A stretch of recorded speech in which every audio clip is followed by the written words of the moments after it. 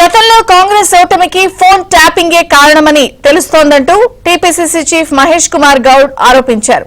దాదాపు 650 మంది కాంగ్రెస్ నేతల ఫోన్లు ట్యాపింగ్ చేశారని, రాజకీయాల్లో బీఆర్ఎస్ నేతలు ఉండాలి అనే దురుద్దేశంతో ఇదంతా చేశారని విమర్శించారు. ఏ రాజకీయ నాయకుడు రాజకీయ పార్టీ ఉండకూడదు, మేమే ఉండాలి శాశ్వతంగాని ఒక చెడు ఆలోచనతో ఇలాంటి కార్యక్రమానికి స్వీకారం చుట్టినట్టుగా అర్థమవుతా ఉంది. మేము ఇవాళ అర్థమవుతోంది 2018లో మేము ఓడిపోవడం కారణం కూడా మా నాయకుల ఫోన్లను ట్యాపింగ్లో ఉండడం, ఎప్పటికప్పుడు వారి మూమెంట్ ట్రాక్ చేయడం వల్లే ఓడిపోయామనిపిస్తూ ఉంది. 2022 నుంచి సీనియర్ కాంగ్రెస్ నాయకుల ఫోన్లను కూడా ట్యాపింగ్లో ఉన్నాయి.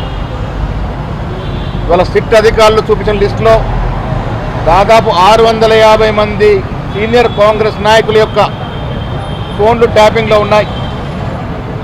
రేవంత్ రెడ్డి గారిది, నాది, ఆనాడు యాక్టివ్గా ఉన్నటువంటి అలీ యాదవ్ గారిది, గాలి అనిల్ గారిది, వారితో పాటు చాలామంది కాంగ్రెస్ ఫోన్లు ట్యాపింగ్లో జరిగినాయని ఇవాళ వాస్తవాలు బయటకు వస్తూ ఉన్నాయి. మాకు కూడా ఆశ్చర్యం వేసింది, అనుమానం ఉండింది. కానీ ఈ రకంగా మా ఫోన్లు ట్యాప్ చేశారంటే ఆనాడు జరిగిన దుశ్చర్య, ఏ రకంగా అధికారాన్ని దుర్వినియోగం చేశారో అర్థమవుతా ఉంది. ఏ హోదా లేని రిటైర్డ్ అధికారి ప్రభాకర్ రావును ఇంటెలిజెన్స్ చీఫ్ గా పెట్టి దుశ్చర్యకు పాల్పడ్డారని మహేష్ కుమార్ గౌడ్ మండిపడ్డారు. రిటైర్డ్ అయినటువంటి ప్రభాకర్ రావు ఏ హోదా లేనటువంటి ఒక రిటైర్డ్ అధికారిని దేశ చరిత్రలో ఎక్కడ లేని విధంగా ఇంటెలిజెన్స్ చీఫ్గా పెట్టి ఇలాంటి దుశ్చర్యకు పాల్పడడం అనేది సిగ్గుచేటని విషయం.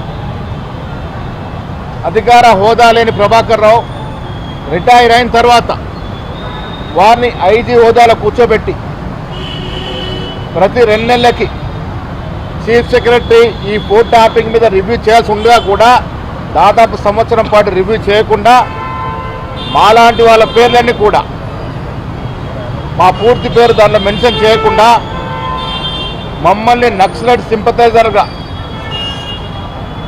ఈ రాష్ట్రంలో నక్సలైట్స్కి సింపథైజర్గా ఉన్నారని నెపంతో మా ఫోన్లు ట్యాప్ చేశారంటే ఎంత దౌర్భాగ్యమైన పరిస్థితితో రాష్ట్ర ప్రజలు